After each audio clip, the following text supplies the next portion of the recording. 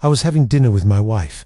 While she went to the restroom, the waiter slid a small black box under my hand and whispered, "Hide this. You will need it tonight." Before I could ask why, he walked away trembling. I hid it in my pocket. When I got home and finally opened it, "I'm glad to have you here." Oh, whoa. Follow this story until the end and comment the city you're watching from, so I can see how far my story has reached. My name is Bernard, and at 53 years old, I thought I knew everything about my life. I thought I understood my marriage, my wife, my comfortable routine. That Friday evening at the Meridian restaurant changed everything I believed about the woman I had shared a bed with for 8 years. The restaurant was our usual place for special occasions. Melanie had insisted we celebrate something she called new beginnings, though I couldn't quite grasp what she meant. The warm glow of the pendant lights cast shadows across her face as she smiled at me from across the mahogany table. Her auburn hair caught the light perfectly, and for a moment, she looked exactly like the woman I had fallen in love with all those years ago. We had ordered our usual dishes. Melanie always chose the salmon with herbs, and I stuck to my ribeye steak, medium rare. The aroma of rosemary and garlic filled the air around us, mixing with the soft murmur of other diner conversations. Everything felt normal, routine even, until Melanie excused herself to the restroom. I watched her walk away, her black dress flowing elegantly as she moved between the tables. She had been acting strange lately, more secretive with her phone, more distant during our conversations, but I attributed it to work stress. Melanie had always been particular about her privacy, and after 8 years of marriage, I had learned not to pry too much. I was checking my own phone when the waiter appeared beside our table. He was a young man, maybe in his 20s, with nervous eyes that kept darting toward the restroom where Melanie had disappeared. Without saying a word, he slid a small black box under my hand on the table. "Hide this," he whispered, his voice trembling slightly. "You will need it tonight." Before I could ask what he meant, before I could even process what had just happened, he walked away quickly, almost stumbling in his haste to get away from our table. I looked around, confused, wondering if other diners had noticed the strange exchange. No one seemed to be paying attention. I slipped the box into my jacket pocket just as Melanie returned from the restroom. She was touching up her lipstick, that same coral shade she had worn since our honeymoon. Her smile was bright, almost too bright, as she settled back into her chair. "Everything okay, honey?" she asked, reaching across the table to touch my hand. Her fingers were cold despite the warmth of the restaurant. "Of course," I said, forcing a smile. "Just checking some emails." The rest of dinner passed in a blur. Melanie talked animatedly about her day, about her friend Bethy's new apartment, about plans for the weekend, but I could barely concentrate on her words. The box in my pocket felt like it was burning through the fabric, demanding my attention. Every time I moved, I could feel its weight against my chest. We shared dessert, a chocolate mousse that Melanie claimed was divine, though I noticed she barely touched it. She kept checking her phone, claiming it was work messages, but her fingers moved across the screen with a familiarity that suggested personal conversations rather than professional ones. The drive home was quiet. A house on Riverside Drive looked peaceful in the evening light. The garden Melanie had spent months perfecting, displaying its spring blooms. Lavender lined the walkway, filling the air with its calming scent. This was supposed to be our sanctuary, our safe haven. Why did it suddenly feel foreign to me? "I'm going to take a long bath," Melanie announced as soon as we walked through the front door. "It's been such a long week." I nodded, watching her disappear upstairs. I heard the bathroom door close, followed by the sound of running water. Only then did I allow myself to retrieve the black box from my pocket. It was smaller than I had initially thought, about the size of a jewelry box, but heavier. There was no label, no indication of what it might contain. My hand shook slightly as I opened it. Inside, nestled in black velvet, was a cell phone.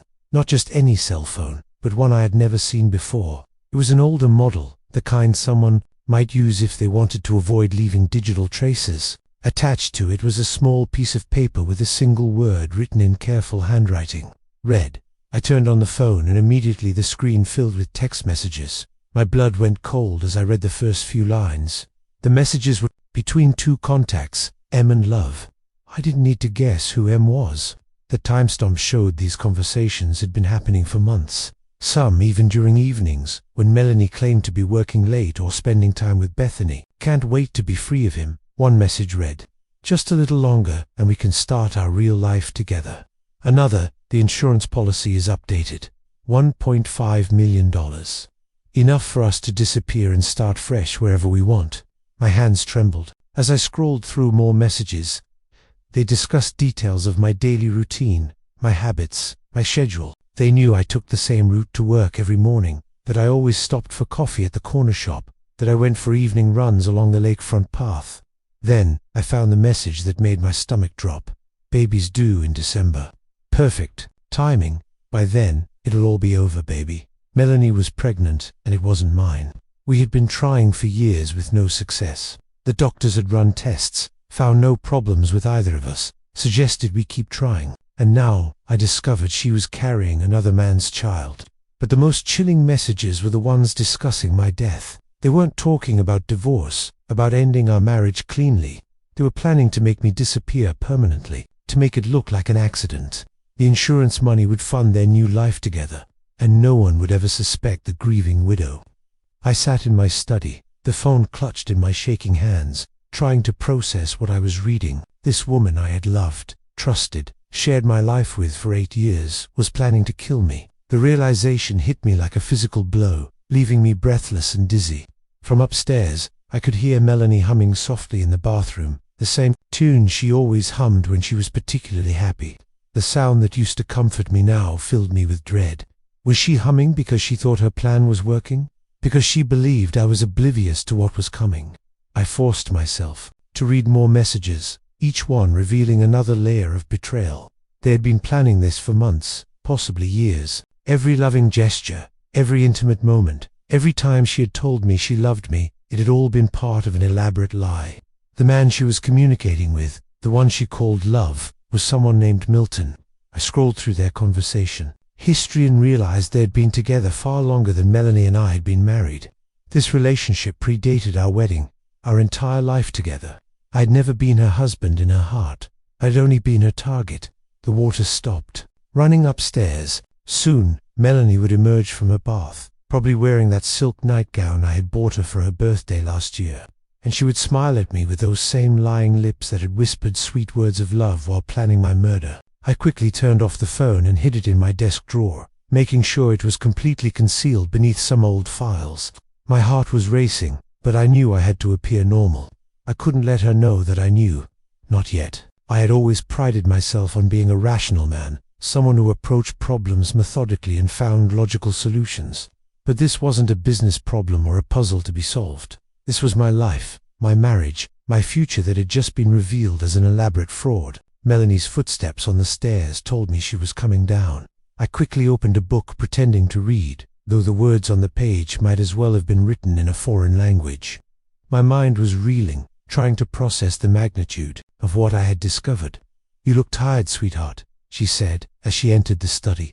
She was indeed wearing the silk nightgown, and her hair was still damp from her bath. To anyone else, she would have looked like the picture of a loving wife, concerned about her husband's well-being. "Long day," I managed to say, not trusting my voice to remain steady if I said more. She moved behind my chair and began massaging my shoulders, her touch gentle and familiar. Once this gesture would have relaxed me, made me feel cherished and cared for. Now her hands felt like they belonged to a stranger, someone capable of unthinkable betrayal. "Why don't we go to bed early tonight?" she suggested, her voice soft and seductive. "We both need rest." I nodded, not daring to look at her directly. How could I share a bed with someone who was planning my death? How could I pretend everything was normal when my entire world had just collapsed around me? As we walked upstairs together, her arm linked through mine. I caught sight of our reflection in the hallway mirror. We looked like any other middle-aged couple, comfortable in their routine, secure in their love. The image mocked me with its normality. That night, I lay awake listening to Melanie's breathing beside me. She slept peacefully, as if she didn't have a care in the world. Meanwhile, I stared at the ceiling, my mind racing with questions and a growing sense of dread. Who was this woman lying next to me? How had I been so blind for so long? And most importantly, what was I going to do about it? The waiter's words echoed in my mind. "You will need it tonight." He had been right. I needed the truth, as devastating as it was, but now that I had it, I realized the real challenge was just beginning. How do you continue living normally when you've discovered your entire life is built on lies? I didn't sleep that night. How could I? Knowing what I now knew about the woman lying peacefully beside me. Every small sound she made, every shift in her breathing reminded me that I was sharing a bed with someone who was planning my death. Saturday morning arrived with cruel normally. Melanie woke up refreshed, stretching lazily before giving me that same warm smile she had perfected over our 8 years together. She kissed my cheek before heading to the shower, humming that familiar tune that now sounded like a death march to my ears. "I'm making your favorite breakfast," she called from the bathroom. "Blueberry pancakes and that maple sausage you love." Once upon a time, this gesture would have filled me with contentment. The thought of lazy Saturday mornings, good food, and the woman I loved taking care of me. Now every kindness felt poisonous, every loving gesture a calculated move in her deadly game. I waited until I heard the shower running before retrieving the phone from my desk drawer. My hands were steadier this morning, though my heart still raced as I scrolled through more of the messages I hadn't been able to finish reading the night before. What I discovered made my blood run cold. The messages went back almost 3 years, but the conversation history revealed something even more devastating. Melanie and Milton hadn't just been planning my death recently, they had been together for 10 years. 10 years. That meant their relationship had started 2 full years before Melanie and I had even met. I read through their early messages with growing horror. They detailed how they had researched me, studied my habits, my financial situation, my vulnerability as a recent widower, still grieving my first wife, Sarah. Sarah had died in a car accident 5 years before I met Melanie, and I had been lonely, isolated. The perfect target for their scheme is exactly what we've been looking for. One of Melanie's early messages read, "Successful, lonely, and still devastated about losing his wife. He'll be easy to manipulate." Milton's response was equally chilling. "Make sure you learn everything about the dead wife. Mirror her personality, her interests. Make him fall in love with Sarah's ghost."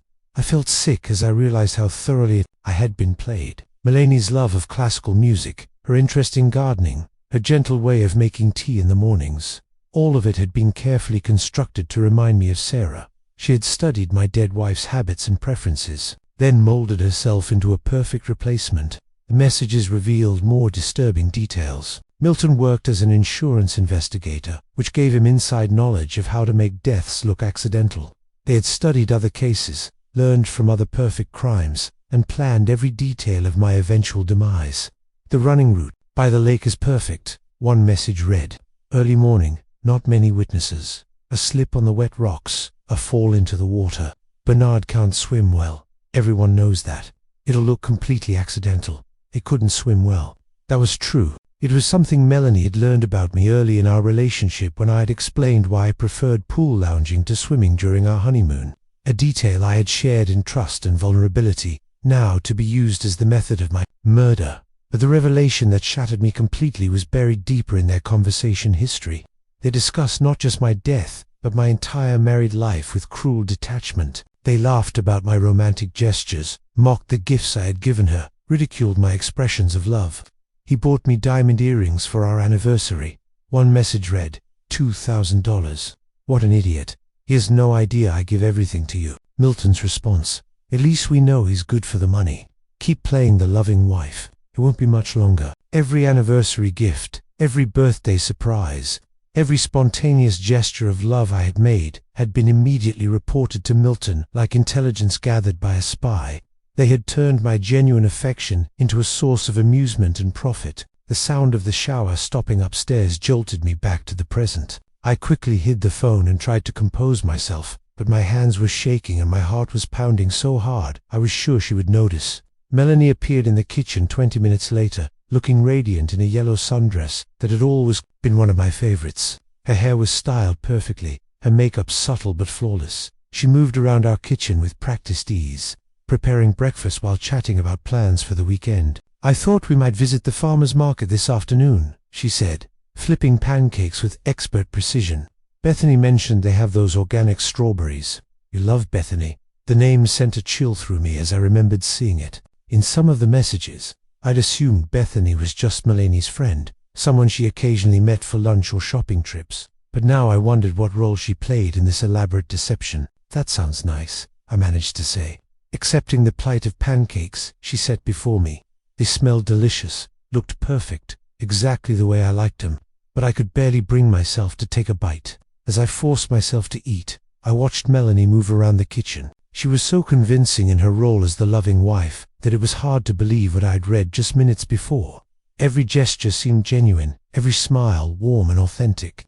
If I hadn't seen those messages with my own eyes, I never would have suspected her of being anything other than what she appeared to be.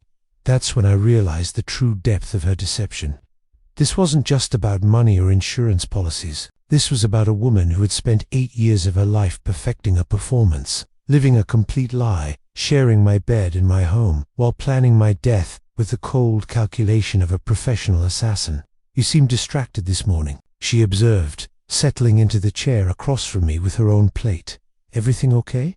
I looked into her green eyes, the same eyes that had looked at me with such apparent love on our wedding day, the same eyes that had filled with tears when we thought she might be pregnant last year, the same eyes that now held secrets that could destroy me. "Just work stress," I said, using the same excuse she had been using for months to explain her strange behavior.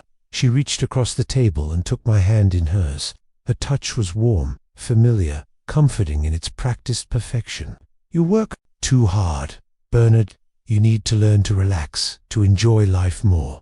The irony of her words wasn't lost on me. She was telling me to enjoy life while planning to end it. I squeezed her hand gently, playing my own part in this twisted performance. "You're right," I said. "Maybe I should take some time off soon." Her eyes lit up with what looked like genuine excitement. "That's a wonderful idea. We could take that trip to Europe we've been talking about. Maybe visit Italy, see the countryside." I nodded, though I knew now that any trip we took would likely be my last. She would have it all planned out. Some accident in a foreign country where an investigation might be less thorough, where a grieving widow could collect the insurance money and disappear with her lover without too many questions. After breakfast, Melanie announced she was going to spend some time in the garden. I watched her through the kitchen window as she knelt among the lavender plants, tending to them with the same care she had always shown. From a distance, she looked like the perfect wife, content in her domestic routine.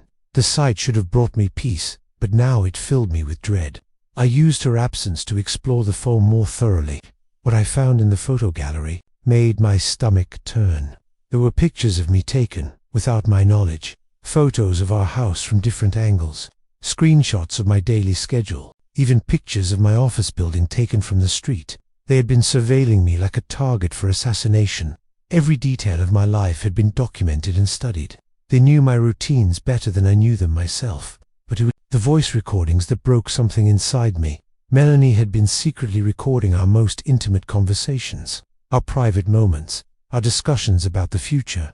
She had captured my expressions of love, my vulnerable confessions, my hopes and dreams for our life together, and she had shared them all with Milton. I listened to my own voice, telling her I loved her, heard myself talking about growing old together, planning for retirement, discussing the children we hoped to have someday. And underneath each recording was Milton's commentary, making jokes about my sincerity, planning how to use my own words against me. The realization hit me that I had been living with a complete stranger for 8 years. The woman I thought I knew, the woman I had loved and trusted and shared my life with, had never existed at all. She was an invention, a character created specifically to deceive me. I thought about our wedding day, how radiant she had looked, walking down the aisle, how my heart had soared when she said "I do." Had any of it been real for her? Or had it all been just another performance, another step in their elaborate plan? The sound of her laughter from the garden drew my attention. Back to the window. She was on her phone talking to someone while she worked among the flowers. From her body language, the way she tilted her head and smiled, I could tell it was an intimate conversation. Milton no doubt getting a report on how well she was playing her role. I realized then that I needed to be just as good an actor as she was. I couldn't let her know what I had discovered. Not yet. I needed time to figure out what to do, how to protect myself, how to turn the tables on the woman who had made me the target of her deadly game. But as I watched her through the window, laughing and flirting with the man who was helping her plan my murder, I felt something else besides fear and betrayal. I felt anger, pure and righteous, beginning to burn in my chest. They thought they were so clever, so careful in their planning. They thought I was just a naive, trusting fool who would never see through their deception. They had underestimated me, and that might be their first and most crucial mistake. I put the phone away and began to formulate a plan of my own. If Melanie could spend 8 years living a lie, then I could certainly manage to pretend everything was normal for a few more days while I figured out how to save my own life. Sunday morning brought with it a revelation that shattered whatever remained of my faith in human nature. I had spent the weekend pretending to be the oblivious husband while secretly studying every message on that mysterious phone. What I discovered about Bethy's role in this conspiracy made me realize that the betrayal ran deeper than I could have ever imagined. Melanie was in the shower preparing for what she called brunch with the girls. She had mentioned that Bethany would be joining her along with a few other friends I had met occasionally over the years, women who smiled warmly at me during dinner parties, who asked about my work with apparent interest, who complimented Melanie on what a wonderful husband she had found. Now I wondered how many of them knew the truth. While the water ran upstairs, I retrieved the phone from its hiding place and continued my investigation. The messages between Melanie and clearly Bethany, painted a picture that made my blood run cold. Bethany wasn't just an innocent friend who happened to know about Melanie's affair. She was the architect of the entire scheme. The earliest messages revealed that Bethany and Melanie had been roommates in college, where they had apparently spent their time studying more than just textbooks. They had researched wealthy widowers, men who fit a specific profile, successful, lonely, vulnerable, and financially secure. Found another potential target. One of Bethy's messages from 3 years ago read, Bernard Mitchell, 50 years old. He lost his wife in a car accident 2 years ago. Real estate developer estimated net worth over $2 million. Still wearing his wedding ring, so he's definitely not over the loss. Melanie's response was enthusiastic. Perfect. He sounds ideal, lonely, rich, and emotionally damaged. Exactly what we're looking for. They had discussed me like I was a mark in a confidence game, analyzing my psychological state and financial situation with the cold precision of professional criminals. Bethany had apparently done extensive research into my background, my business dealings, even my relationship with Sarah. The dead wife angle is perfect. Bethany had written, men like him never really get over losing their first love. If you can make him think you're similar to her, he'll fall hard and fast. Attach the emotional hook, and the financial hook becomes easy. I felt sick reading their casual discussion of Sarah's memory being used as a weapon against me.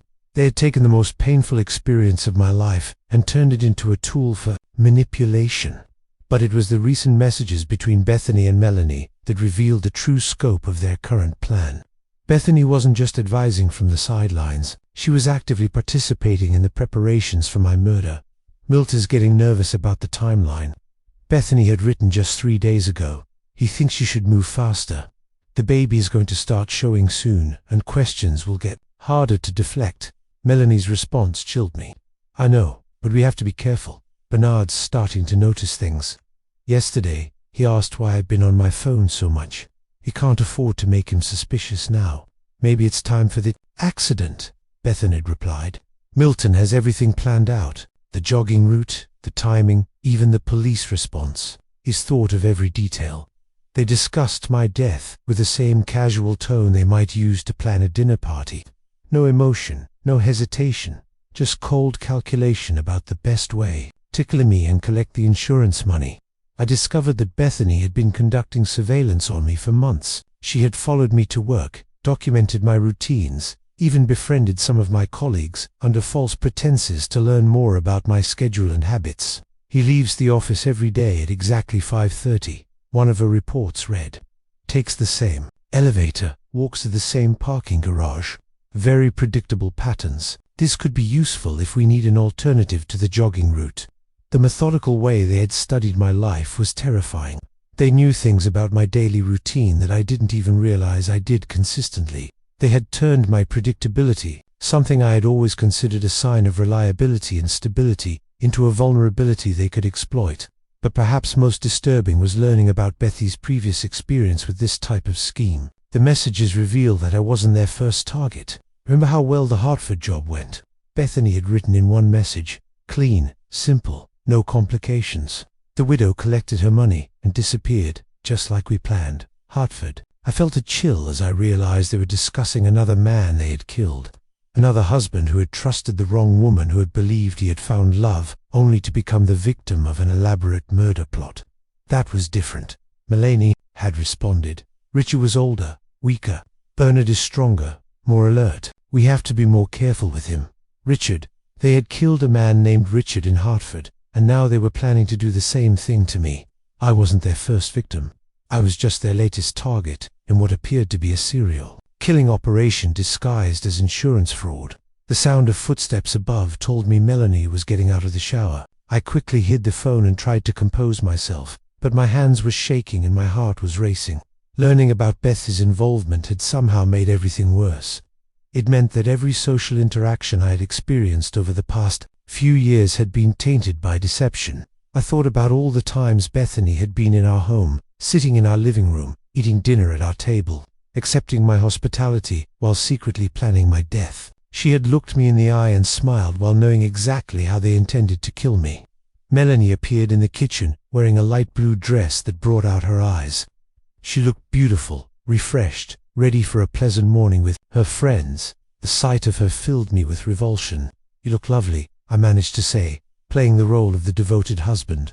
She beamed at the compliment, moving close to kiss my cheek. "Thank you, sweetheart. Bethany is picking me up. In 20 minutes, we're trying that new place downtown, the one with the rooftop garden." I nodded, forcing a smile. "Tell Bethany I said hello." "I will. She always asks about you. You know she thinks you're wonderful."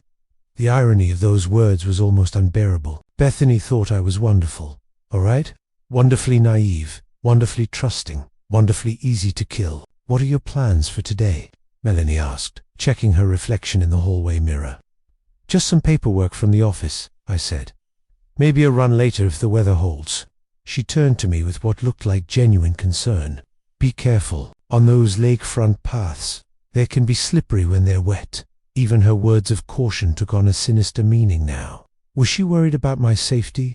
Or was she worried that I might have an accident before they were ready to execute their plan? A car honked outside and Melanie gathered her purse and jacket. "That's Bethany. I'll see you this afternoon." She kissed me goodbye, the same warm, loving kiss she had given me hundreds of times before. But now it felt like a betrayal, like Judas kissing Jesus before handing him over to his executioners. I watched from the window as she walked to Beth's car. Bethany waved at me from the driver's seat, the same friendly wave she had given me dozens of times before. She was an attractive woman in her mid-30s, with short blonde hair and an easy smile. She looked like exactly the kind of person you would trust, the kind of friend you would want in your life. Seeing her now, knowing what she really was, made my skin crawl. As soon as they drove away, I retrieved the phone again and continued reading. I discovered that they had been planning this for over a year, waiting for the perfect opportunity to execute their plan. The pregnancy had accelerated their timeline, but they had been preparing for my death long before Melanie had conceived Milton's child. They had even discussed what she would do after I was dead.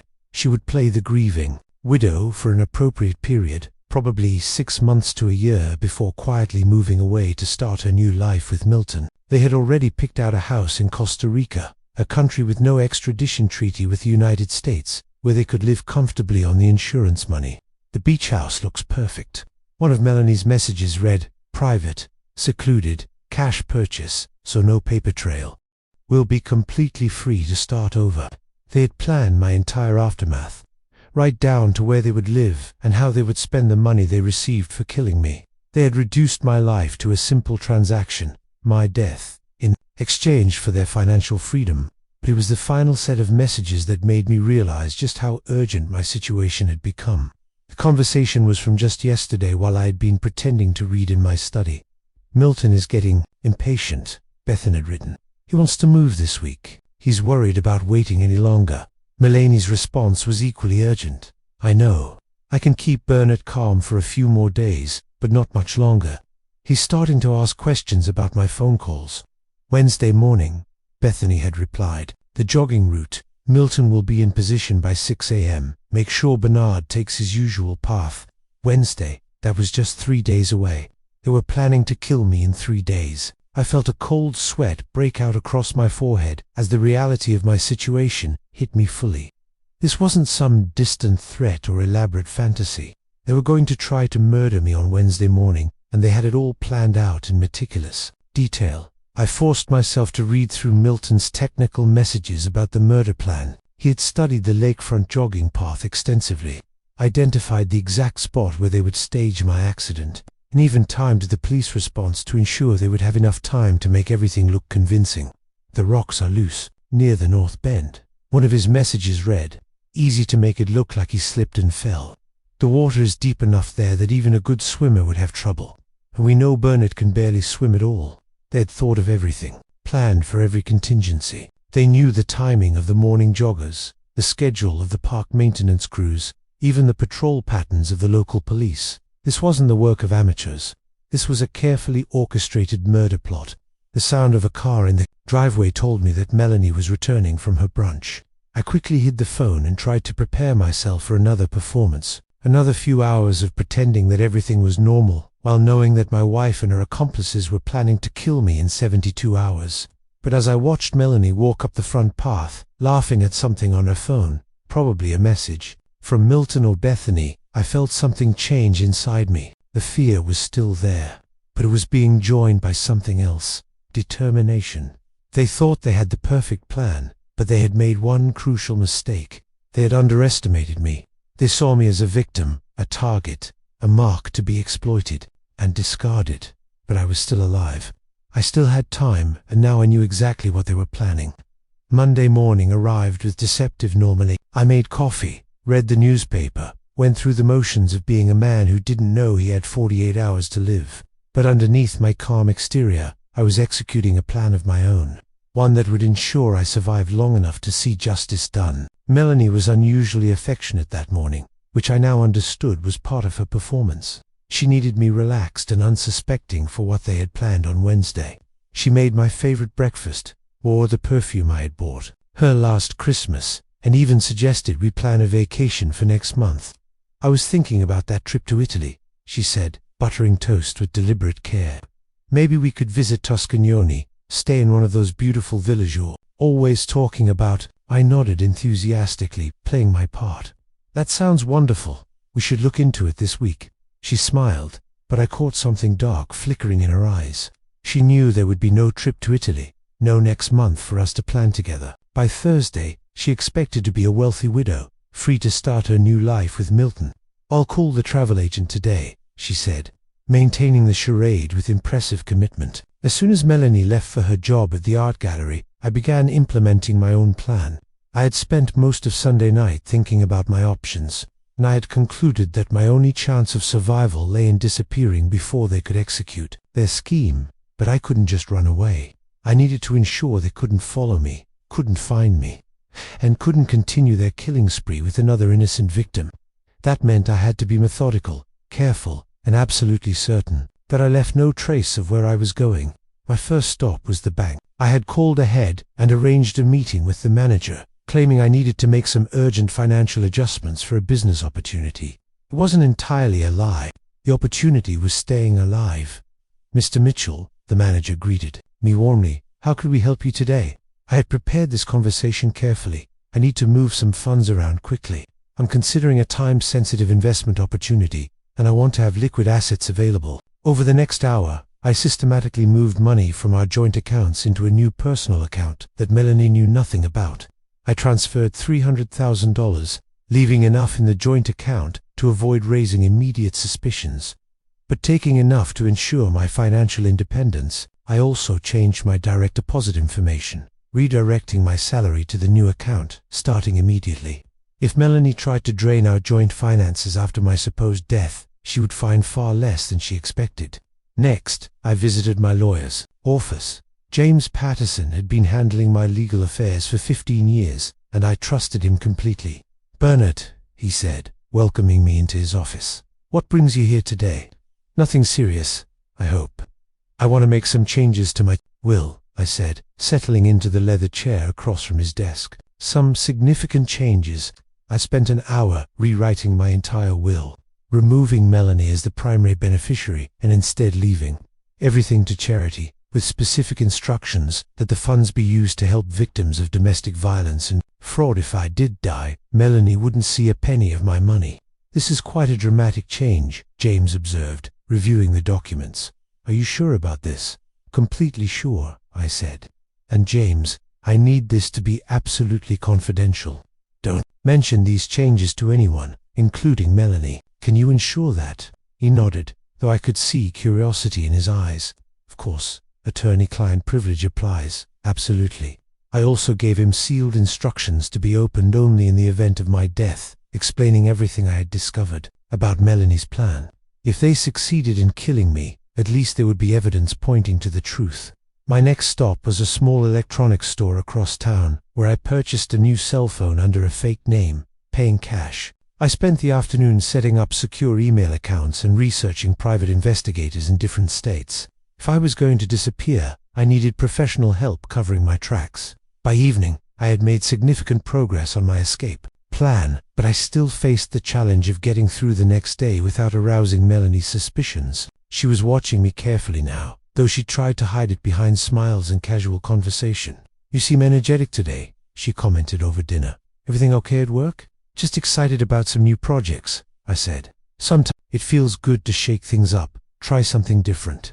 She nodded, but I caught her studying my face, looking for signs of suspicion or awareness. I forced myself to maintain eye contact, to smile naturally, to play the role of the unsuspecting husband for just a little longer. That night, as we lay in bed, Melanie was more physically affectionate than she had been in months. She initiated intimacy with an intensity that might have thrilled me under different circumstances. But knowing what I now knew, her touch felt calculating, like she was saying goodbye to the man she was about to kill. "I love you so much," she whispered in the darkness afterward. "I hope you know that." I told her I loved her, too, the words feeling like ash in my mouth. How many times had she said those same words while planning my death? How many of our intimate moments had been nothing more than performance art for her? Tuesday arrived with an urgency that made my skin crawl. 24 hours until they planned to execute their scheme. I knew I had to maintain my normal routine while making final preparations for my escape. At the office, I quietly made arrangements with my business partner to handle my accounts for the next few weeks. I told him I was considering taking some personal time, possibly traveling, and needed to ensure everything would run smoothly in my absence. "You deserve a break," he said. "You've been working too hard lately. Where are you thinking of going?" "Not sure yet," I replied truthfully. "Somewhere quiet where I can think." I spent the morning transferring additional funds and making copies of all my important documents. By lunchtime, I had enough liquid assets to disappear completely.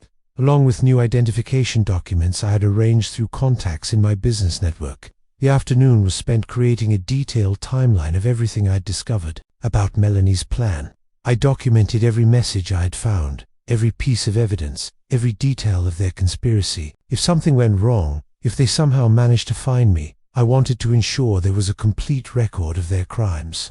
As evening approached, I realized this would likely be my last night in the house I had called home for 8 years.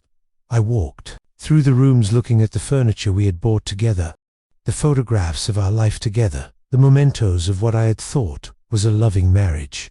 It all felt like artifacts from someone else's life now. Props in an elaborate stage production that was finally coming to an end. Melanie came home from work carrying flowers, a beautiful bouquet of white lies that she arranged carefully in our dining room. "They're lovely," I commented, though the sight of them made me uncomfortable. White lies were funeral flowers, traditionally associated with death and mourning. Was this another calculated gesture, her way of preparing for my demise? "I thought they would brighten the house," she said, adjusting them in their vase. "Fresh flowers always make me happy." We had dinner together, our last meal as husband and wife, though she didn't know it yet. She chatted about her day, about plans for the weekend, about small domestic details that would never matter, because by weekend she expected me to be dead. "Don't forget about your morning run tomorrow," she said as we cleared the dishes. "The weather forecast looks perfect for it." There it was, her gentle reminder to ensure I would be on that jogging path at exactly the right time for Milton to spring their trap. She was still playing her role perfectly. The loving wife, concerned about her husband's exercise routine. "I'm looking forward to it." I said I could use a good run to clear my head. After dinner, I excused myself to my study, claiming I had some work emails to catch up on. Instead, I spent the time making final preparations for my escape. I packed a small bag with essential items, hid it in my car, and made sure I had everything I needed to disappear at a moment's notice. I also wrote a letter to Melanie, though I wasn't sure if I would ever give it to her. It explained what I had discovered, how I had learned about their plan, and why I was choosing to disappear rather than confront them directly. Writing it felt cathartic, like finally telling the truth after days of deception. As bedtime approached, I realized I was facing a crucial decision. I could go through with my plan to disappear tomorrow morning, vanishing before they could execute their scheme. It was the safe choice, the smart choice, the one most likely to keep me alive. But it would also mean letting them get away with their crimes, leaving them free to find another victim, another lonely man to seduce and murder for his money. The thought of Richard, their previous victim in Hartford, haunted me. How many other men had there been? How many would there be in the future if I didn't stop them? As I lay in bed next to Melanie, listening to her peaceful breathing, I made my final decision. I wouldn't just run away. I would turn the tables on them, use their own plan against them, and ensure they faced justice for what they had done. Tomorrow morning, I would go for my run as scheduled. But I wouldn't be the victim they expected me to be. I would be the hunter, and they would become the hunted. Wednesday morning arrived with crisp bottom air and the promise of death. I woke before dawn as I always did on running days, but this time I knew exactly what awaited me on the lakefront path. Milton would be positioned near the rocky outcrop at the north bend, waiting for the perfect moment to stage my accident. Melanie stirred beside me as I got out of bed, her eyes opening just enough to watch me pull on my running clothes. "Be careful out there," she murmured, her voice thick with sleep. "I love you." Those words, which once would have filled me with warmth, now sent ice through my veins. She was sending me off to my planned execution with words of love on her lips. "I love you too," I replied, the lie coming easier now after days of practice. But instead of heading to the lakefront path, I drove to a coffee shop across town and waited. I sat in my car, watching the sun rise over a city where my wife and her accomplices believed they were committing the perfect murder. At 6:15, my phone rang. It was Melanie. "Sweetheart, are you okay?" Her voice carried just the right note of concern. "You should be back from your run by now." "I decided to skip it today," I said calmly. "I wasn't feeling well. Probably something I ate last night." There was a pause just long enough for me to know I had disrupted their carefully laid plans. "Oh," she said, and I could hear the confusion in her voice. "Well, maybe you should see a doctor if you're not feeling well. I'm sure it's nothing serious. I'll just take it easy today." After I hung up, I imagined the frantic phone calls she was probably making to Milton and Bethany, trying to figure out what to do when their target didn't show up for his own murder. I spent the day implementing the final phase of my plan. Instead of running from them, I was going to expose them, but I needed to do it in a way that would ensure justice was served. Simply telling people what I had discovered wouldn't be enough. I needed proof, evidence that couldn't be denied or dismissed. That evening, I told Melanie I was feeling much better and suggested we go out for dinner to celebrate my birthday, which was actually the following Saturday. She agreed enthusiastically, probably seeing it as an opportunity to get me into a vulnerable position again. "Let's invite some friends," I suggested. "Make it a real celebration." I called Bethany myself, insisting that she'll join us, along with a few other people I wanted to have as witnesses. I chose the Meridian restaurant again, the same place where this had all begun with that mysterious black box. The dinner party was set for 8 o'clock. By 7:30, I had already arrived and made special arrangements with the restaurant manager. I had also contacted an old friend from college who happened to be a detective with the state police, asking him to be nearby, but not visible. Melanie arrived looking stunning in a red dress that hugged her figure perfectly. She had taken extra care with her makeup and hair, as if this were truly a celebration instead of another opportunity to plan my death. Milton was with her, which surprised me until I realized she was probably introducing him as just a friend, keeping up the pretense while having her accomplice close at hand. "Bernard, you remember Milton?" she said as they approached the table. "He works in insurance. I thought he might be interesting company tonight." I shook Milton's hand, looking directly into the eyes of the man who had been planning to kill me just that morning. He was younger than I had expected, probably in his mid-40s, with an easy smile and confident handshake. He looked exactly like the kind of man women found attractive, charming, trustworthy. "Happy birthday," he said warmly. "Melanie tells me you're a real estate developer. That must be fascinating work." "It has its moments," I replied, studying his face for any sign of nervousness or guilt. He showed none. He was a good actor, almost as good as Melanie. Bethany arrived a few minutes later, wearing a black cocktail dress and her usual bright smile. She hugged me warmly, kissing my cheek like the caring friend she pretended to be. "You look wonderful," she said. "Mary's agrees with you." The irony of her comment was almost unbearable. We ordered drinks and appetizers, settling into what appeared to be a normal social evening. The conversation flowed easily, covering safe topics like work, travel plans, and local events. If I hadn't known what these people were really planning, I might have enjoyed myself. But I was watching everything carefully, noting the subtle glances between Melanie and Milton, the way Bethany kept checking her phone, the nervous energy that none of them could quite hide despite their polished performances. As the main course was served, I decided it was time to begin my own performance. "I want to thank everyone for being here tonight," I said, raising my wine glass. "It means so much to have such good friends around me, especially people I can trust." Completely. The word trust hung in the air like a challenge. I saw Melanie's smile falter slightly, though she recovered quickly. "We're the ones who should be grateful," she said, reaching over to squeeze my hand.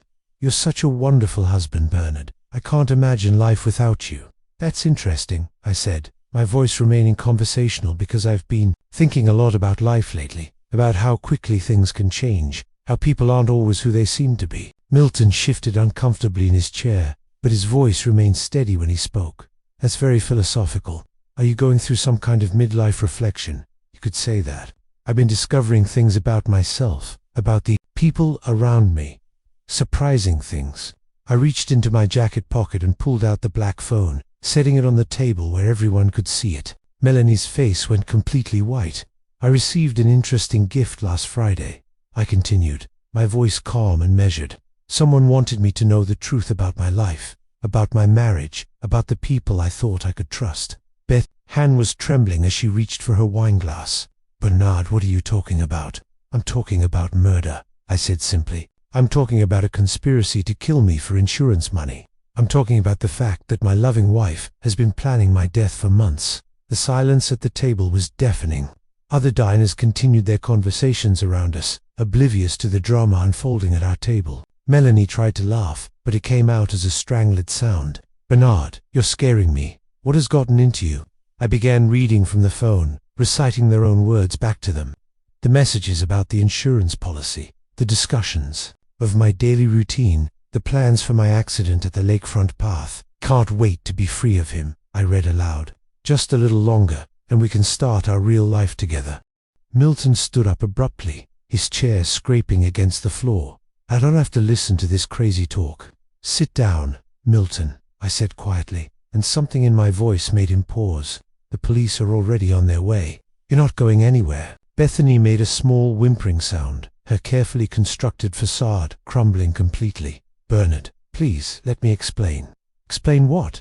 I asked. "How you've been planning to murder me. How you killed a man named Richard in Hartford before, targeting me. How you turned my love for my dead wife into a weapon to use against me." Melanie was crying now, but I could see the calculation behind her tears. She was still trying to find a way out, still trying to manipulate the situation to her advantage. "I do love you," she said desperately. "Everything else, that was just fantasy. Just foolish talk. I would never actually hurt you." "You've been poisoning me," I said, pulling out a small vial from my pocket. "I had my blood tested. The doctors found traces of compounds that have been making me sick, making me weak. Slow-acting poisons designed to make my eventual death look natural." The vial contained water, but they didn't know that. I watched as all three of them stared at it with horror, probably wondering how I had figured out that part of their plan. "The pregnancy?" I continued. "It's not mine, is it? It's Milton's. You've been together for 10 years planning this, Rat. There's 3. I was never your husband, Melanie. I was just your latest victim." She broke down completely then, sobbing hysterically as other diners began to stare at our table. But even in her breakdown, I could see her mind working, trying to figure out how to minimize the damage. Milton made a sudden move toward the exit, but 2 plainclothes police officers appeared, blocking his path. My friend from the state police had been listening to everything from a nearby table, wearing a wireless recording device that had captured every word. "Milton Davidson, you're under arrest," one of the officers said, producing handcuffs. Bethany tried to run in the opposite direction, but she didn't get far before additional officers appeared. The restaurant had been quietly surrounded while we were having dinner. As they handcuffed Melanie, she looked at me with eyes that held no love, no remorse, only pure hatred. "You think you're so smart?" she hissed. "But you'll never get over this. You'll never trust anyone again. We've destroyed you, even if we didn't kill you." I looked at her calmly, feeling nothing but pity for the broken, evil woman I had once believed I loved. "No," I said quietly. "You've freed me." The last thing I saw before they led her away was the confusion in her eyes. She couldn't understand how someone she had considered weak and naive had outmaneuvered her so completely. As the police took their statements and the restaurant slowly returned to normal, I sat alone at the table, looking at the remnants of our dinner. The birthday cake I had ordered arrived just as they were leading Melanie away, a small irony that wasn't lost on me. The waiter approached hesitantly, unsure what to do about the cake, given the circumstances. "Should I take this away, sir?" he asked. "No," I said, picking up the knife to cut myself a piece. "I think I'll have some birthday cake after all." For the first time in 8 years, I was truly free to celebrate. 7 months later, I stood on the deck of a small blue cottage overlooking the Atlantic Ocean, watching the sunrise paint the sky in shades of gold and pink. The salt air filled my lungs as waves crashed against the rocky shore below, a sound that had become my daily meditation, washing away the remnants of a life I had thought was real. That cottage was everything I had dreamed of, but never allowed myself to have.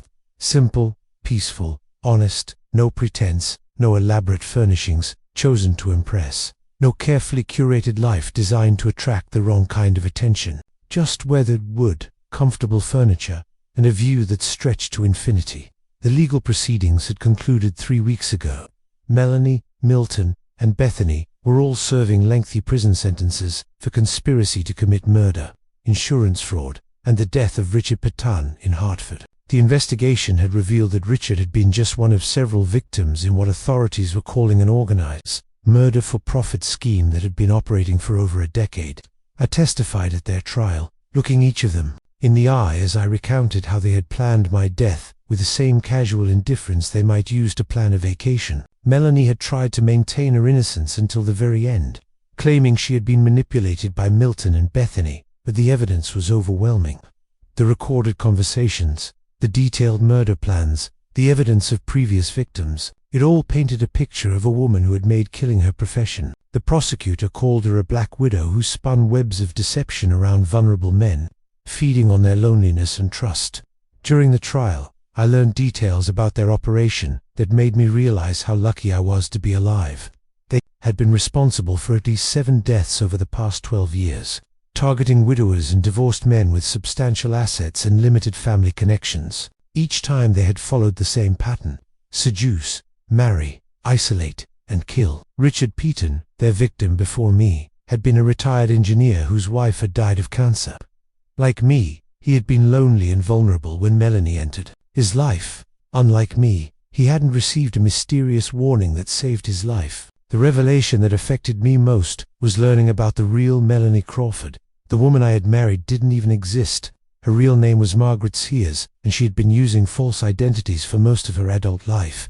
The gentle, artistic woman who loved classical music and gardening had been entirely fabricated, a character created specifically to appeal to my psychological profile. Even her supposed job at the art gallery had been fake.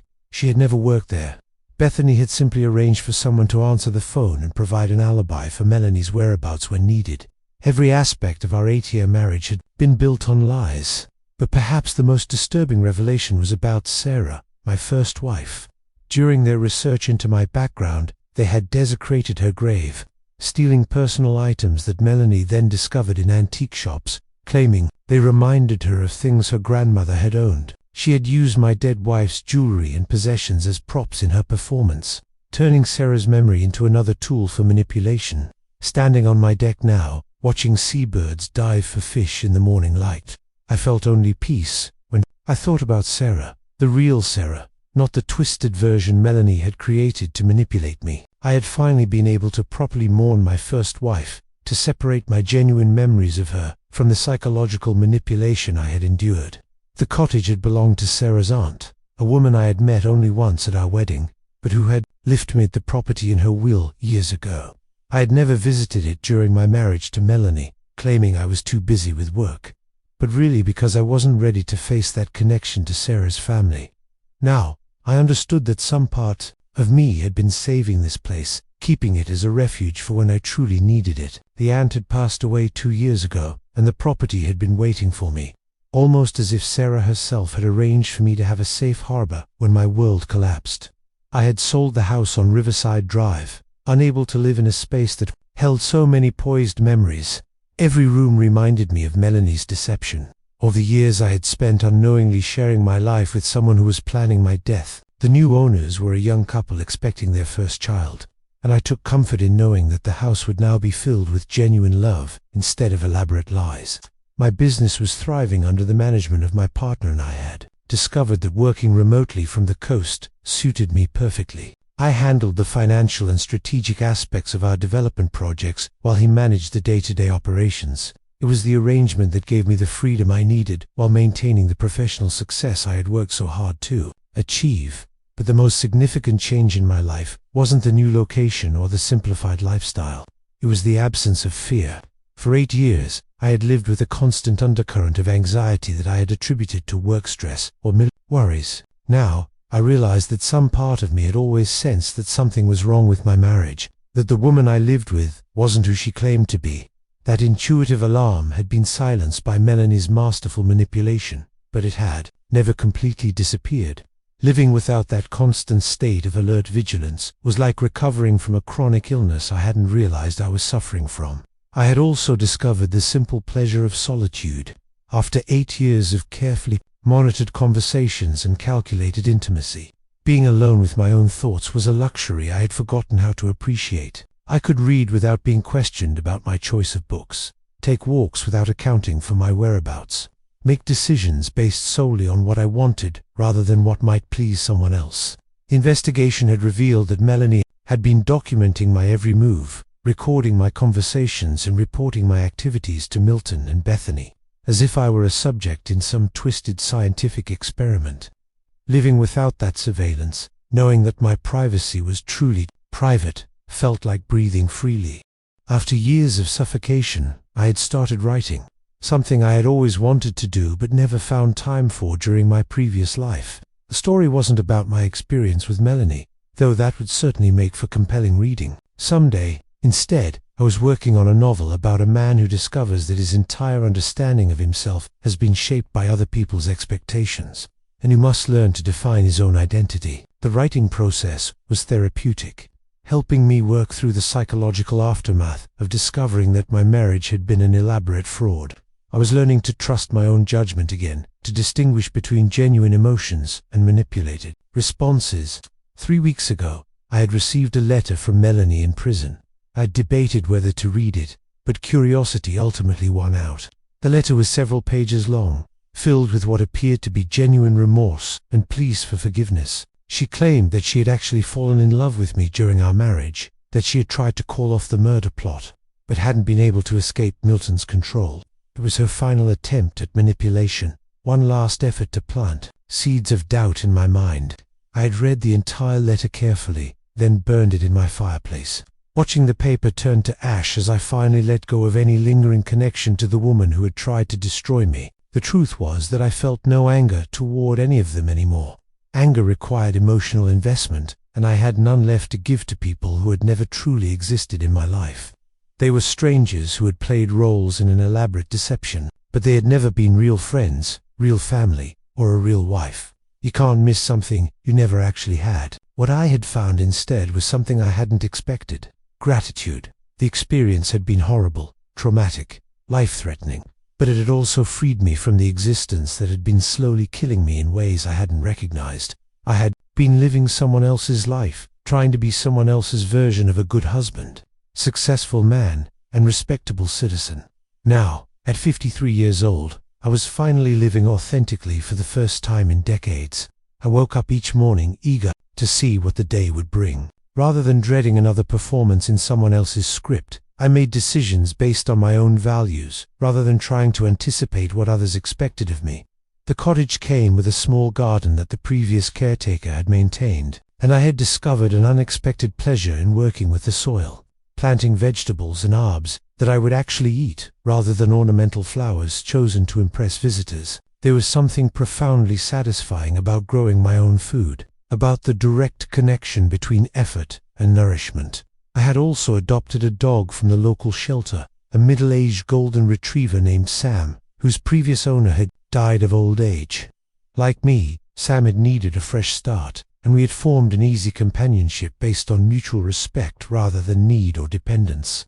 In the evenings, Sam and I would walk along the beach, both of us content with the rhythm of waves and the endless horizon. These walks had become a form of meditation, a time to process the day's experiences and plan for tomorrow without the constant analysis and second-guessing that had characterized my previous life.